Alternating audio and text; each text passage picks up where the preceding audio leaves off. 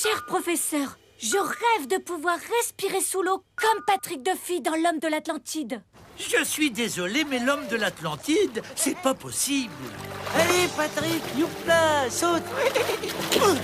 Oh, t'es nul, hein?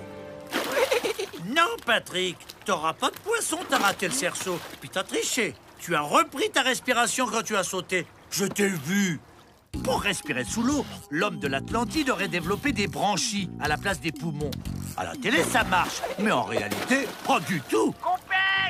Notre Patrick est un mammifère à sang chaud. Il a besoin d'énormément d'oxygène pour maintenir sa température. Donc, de bien plus grosses branchies. Pour respirer sous l'eau, prenez un scaphandre, par exemple. Attention, tout va bien tant que vous marchez sur du plat, mais si vous changez brutalement de profondeur... En avant pour l'aventure, mon petit Milou. Superlipopette. Vous risquez de subir le terrible coup de ventouse. Le plongeur se retrouve en dépression par rapport à son environnement. Tout le corps est alors aspiré vers le casque, comme un tube de dentifrice. La meilleure solution serait de respirer du liquide, comme dans Abyss. Je vois ce trou, Buddy. Va falloir y aller. T'es sûr? Pour plonger très profond et éviter l'effet ventouse, les héros utilisent une sorte de liquide amniotique respirable dans leur scaphandre. Avant, pas fou, ils le testent sur un rat. What the fuck? Il a de quoi être subjugué car c'est un vrai rat qui est utilisé dans le film et il respire du vrai liquide, le perfluorocarbone. À ton tour, Buddy. C'est un certain monsieur Killstra qui a commencé à faire respirer du perfluorocarbone à des souris.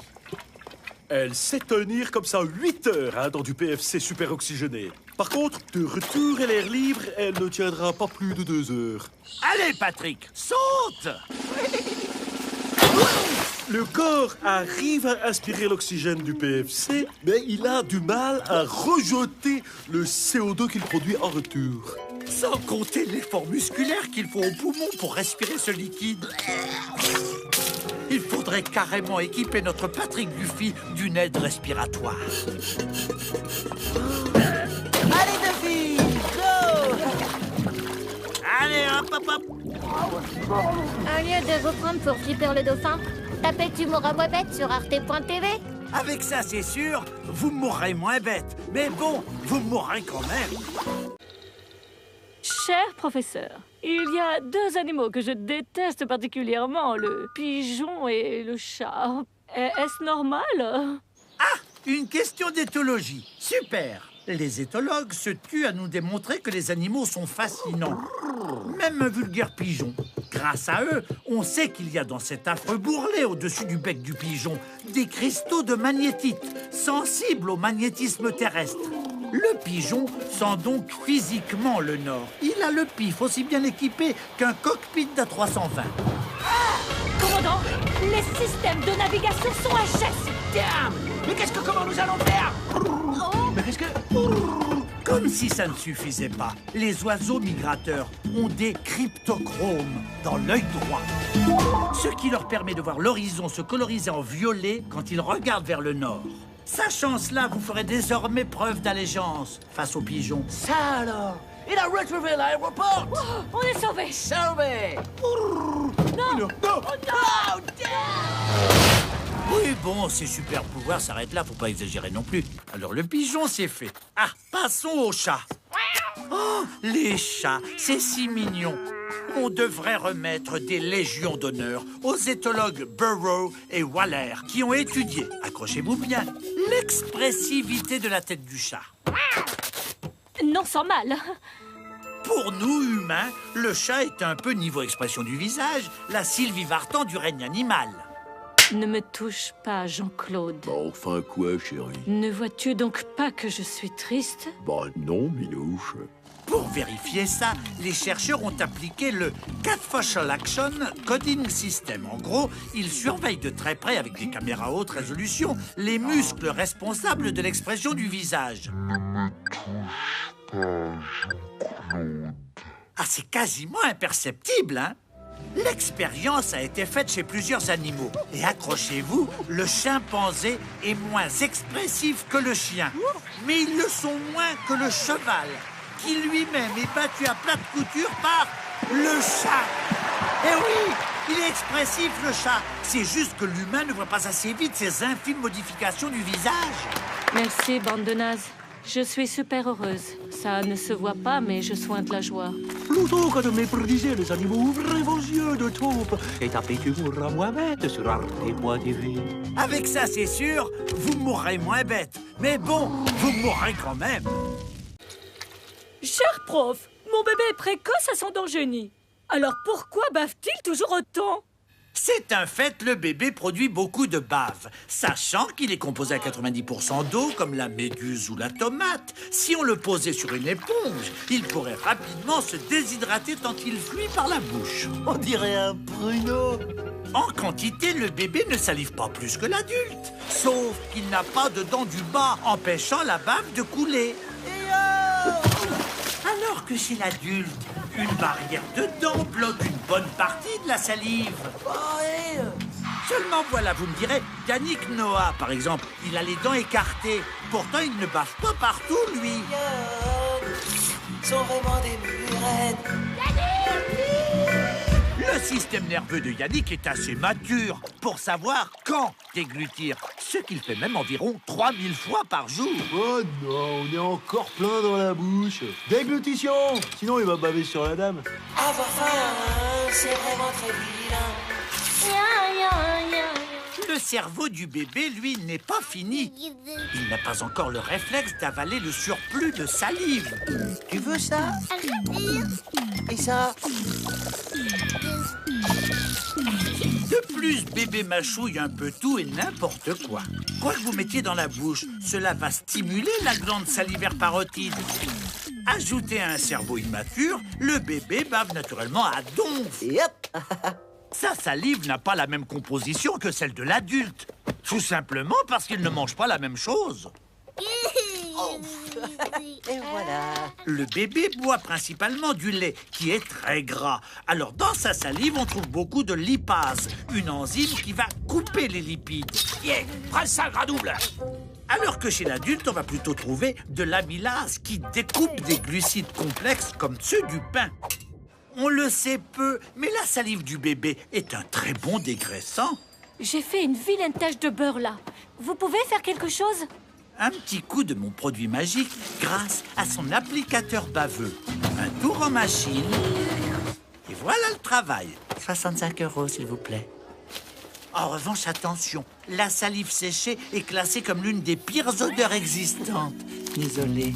En attendant que mon cerveau ait la maturité pour me tenir en société, moi je vais taper Tu mourras moins bête sur arte.tv. Avec ça, c'est sûr, vous mourrez moins bête. Mais bon, vous mourrez quand même. Bonjour prof, c'est Jean-Luc. Si l'homme peut aller sur la Lune, pourquoi qu'il n'est pas encore capable de creuser un trou pour aller voir dans le centre de la Terre? Qu'est-ce que vous croyez, mon pauvre Jean-Luc, qu'il suffit de creuser un trou? C'est pas si facile, vous savez. Les Russes ont bien essayé de forer un trou de 12 km, ici, dans la péninsule de Kola. Et depuis, on n'a jamais pu creuser plus profond que ça. Retournez-vous, s'il vous plaît. Trou de Kola très pudique. En 1989, quand on atteignait les 12 262 mètres de profondeur, la température était devenue insoutenable, à tel point qu'on croyait avoir atteint les enfers. Les foreurs ont glissé un micro, afin de voir si on entendait les cris des damnés.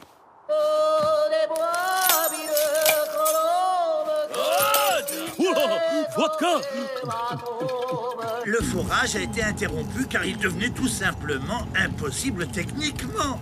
En effet, une tige de forage, même bâtie dans le meilleur des matériaux, si elle fait plus de 6 km, Vodka! elle casse sous son propre poids. La solution, c'est qu'elle soit plus fine au fond du trou qu'à la surface. Mais pour creuser un trou de 30 km de profondeur et de 50 cm de diamètre, Plus vite, Sergei! il faudrait que la tête de forage fasse 74 mètres de diamètre. Il existe un film de science-fiction américain, Secours, dans lequel les héros atteignent le noyau de la Terre, où les pressions et les températures sont insupportables. Pour y résister, les chercheurs créent l'impossiblium, une matière idéale pour fabriquer leur vaisseau. L'impossiblium résiste à tout. Impossible de le fondre, de le perforer ou de le détruire. Alors comment vous allez faire pour fabriquer un vaisseau avec si vous ne pouvez même pas le percer pour serrer les boulons? Gros malin. Un type géophysicien, monsieur David Stevenson, eut une idée folle. Larguer une bombe nucléaire de plusieurs dizaines de mégatonnes dans un trou. Ensuite, faites couler 100 000 tonnes de fer fondant. Jetez-y une petite capsule qui sera emmenée directement au centre de la Terre et fera des relevés par ondes acoustiques. Fastoche. Parce que c'est beau. Je vais me fâcher!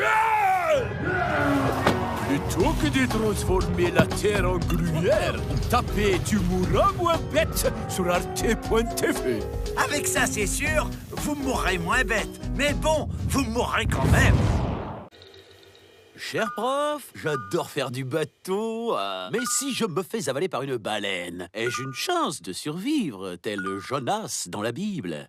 Oh, Jonas, ce prophète rebelle. Faisons un petit rappel pour nos amis profanes. Tout a commencé quand il n'a pas voulu obéir à Dieu. Jonas, tu dois aller à Ninive, en Mésopotamie. Hein? Oh non, c'est trop dangereux, hein. Moi, je préfère aller à Saint-Trope, moi.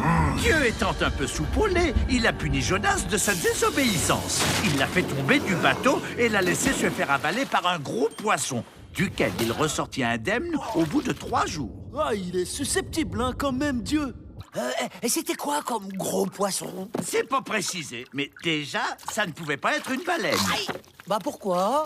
Parce que la baleine ne peut avaler que de toutes petites proies, pas plus grosses qu'un pied. Un humain resterait donc coincé dans ses fanons.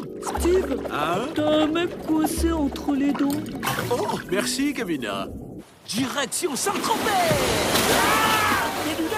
Même avec ses dents, un cachalot ne pourrait pas marcher Jonas comme ça. En revanche, il peut l'avaler, car le cachalot aspire ses proies. C'est son pré-estomac qui va mâcher le pauvre Jonas en appliquant sur lui une pression d'environ 35 bars. Merci, Seigneur. Ah, Dieu est trop bon. Et à votre avis, ça équivaut à quoi comme force? A, à la pression d'un suçon d'Angelina Jolie. B, à la poussée que se prennent les rugbymen sur les épaules lors des mêlées. C, à la force à laquelle ce chien, lancé à 80 km/h, va casser le pare-brise. Bingo, c'est la C. Ensuite, Jonas doit subir le passage du pré-estomac à l'estomac. Or, ce passage est trop étroit pour un être humain. Aïe, ouf, vas-y. Aïe. Ah, merci, mon Dieu. Aïe, pour cette épreuve. Ah. De toute façon, ajoutez à ça les sucres, les acides et les enzymes gastriques, Jonas n'a aucune chance de survie. On sait toujours pas quel poisson a avalé Jonas. Il existe bien un animal qui peut conserver des aliments dans son corps sans les dégrader ni les casser. Hop, comme un petit frigo pour le régurgiter intact à ses petits. Mais ce n'est pas un poisson, c'est un oiseau, le pingouin. Si vous voulez tout savoir sur les miracles de la nature et de la digestion des cachalots, tapez plutôt Tu mourras moins bête sur arte.tv. Avec ça, c'est sûr, vous mourrez moins bête. Mais bon, vous mourrez quand même.